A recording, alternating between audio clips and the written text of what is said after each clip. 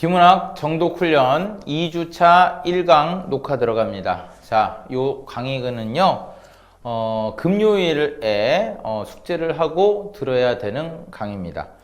자, 우선 발문부터 볼게요. 교재는 39쪽입니다. 1번, 경매에 대한 설명 밑줄 아는 X. 아직 지문 읽지 않았지만 경매에 관련된 글이구나. 2번, 기업과 니은에 대한 이해 밑줄 아는 X. 요거는 다른 무늬를 좀 치면 읽으면 어떨까 합니다. 3번, 바탕이라는 말 때문에 윗글 네모. 보기의 기억 리을에 들어갈 내용 밑줄 적절한 동그라미. 이거는 윗글을 다 읽고 풀어야겠죠. 4번, A부터 E의 사전적 의미 밑줄 아는 X. 이거는 지문 읽기 전에 미리 풀어버리세요. 지문 들어갑니다. 첫째 줄 끝으로 가보세요. 경매부터 줄 쳐라. 경매를 통한 가격 결정 방식은 수요자들이 해당 재화의 가치를 서로 다르게 평가하고 있거나 해당 재화의 가치를 정확하게 가늠할 수 없을 때 X, 주로 사용 밑줄 치세요. 예를 들어서 뭐 할까요? 여러분 동전 중에요, 옛날 동전 있죠. 옛날 동전. 이게 시간이 오래될수록 되게 비싸요, 여러분. 자, 그래서 누구는요, 그 동전이면 동전이지 라고 생각하는 사람도 있지만 이것의 가치를 되게 높게 책정하는 사람들은 어때? 바로 이 동전에 대해서 서로 가치를 다르게 평가하는 거지. 그러면 이제 경매를 하는 거 아니겠습니까? 자, 계속 가자. 두 줄 내려가. 끝에 이처럼 찾아. 오른쪽 화살표 줄쳐. 생두의 품질이 매년 다양한 이유로 달라지는 상황에서 해당 커피 생두의 가치를 결정하는 가장 수월한 방법은 단연 경매 밑줄. 그래서 이 생두도 경매를 통해서 가격을 결정하나 보죠. 그 다음 줄 쳐라. 경매를 통한 가격 결정 방식을 사용하는 또 다른 이유는 또 다른 플러스. 그래서 얘들아, 위에가 바로 이 경매를 통한 가격 결정을 하는 이유가 나왔던 거고요. 이제 두 번째 이유 나온다. 줄쳐. 구매자와 판매자의 숫자가 극단적으로 불일치할 때 가격을 결정하는 유용한 방법 밑줄 치세요.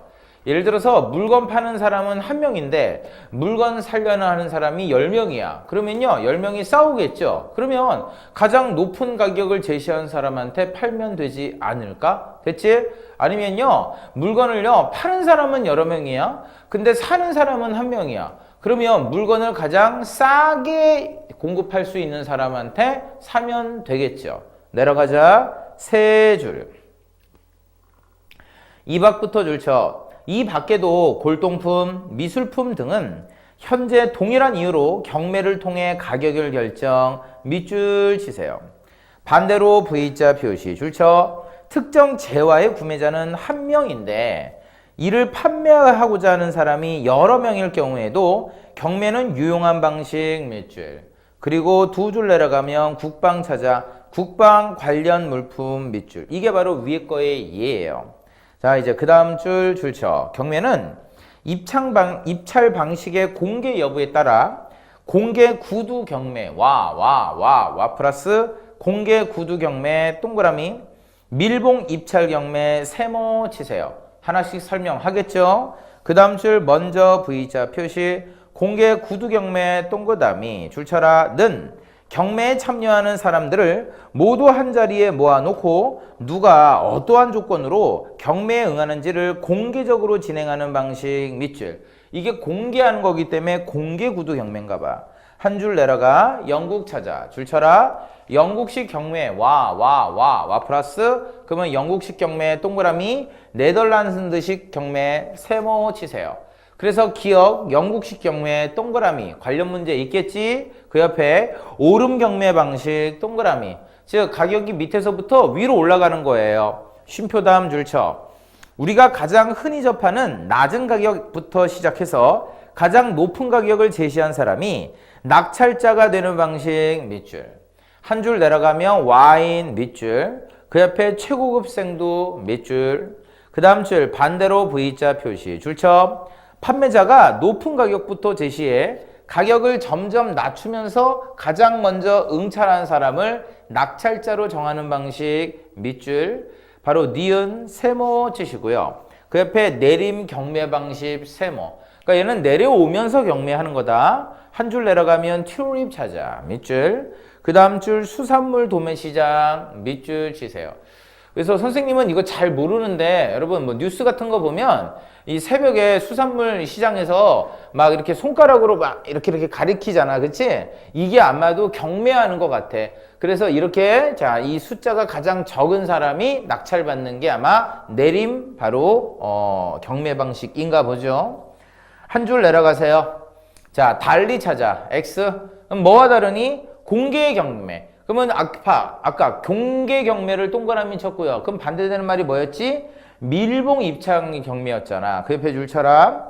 경매 참여자들이 서로 어떠한 가격에 응찰했는지를 확인할 수 없는 X. 밀봉 입찰 경매 세모 치세요. 줄 쳐라. 밀봉 입찰 경매는 낙찰자가 지불하는 금액을 어떻게 결정하느냐에 따라 최고가 밀봉 경매 와 플러스 그러면 최고가 밀봉 경매 동그라미 차가 밀봉 경매 세모 치세요. 옆에 최고가 밀봉 경매 동그라미 줄쳐. 응찰자 중 가장 높은 가격을 적어냈을 때 낙찰이 되는 것으로 낙찰자는 자신이 적어낸 금액을 지불 밑줄 치세요. 그래서 만약에 어떤 미술품을 경매할 때 어떤 사람이 저걸 1억이라고 했어. 근데 내가 5억 그랬어요. 그래서 내가 경매를 받았다. 그러면 내가 5억 불렀으면 내가 5억 내고 사야 돼요. 그러니까 홧김에 막 가격을 확 부르면 안 됩니다, 여러분.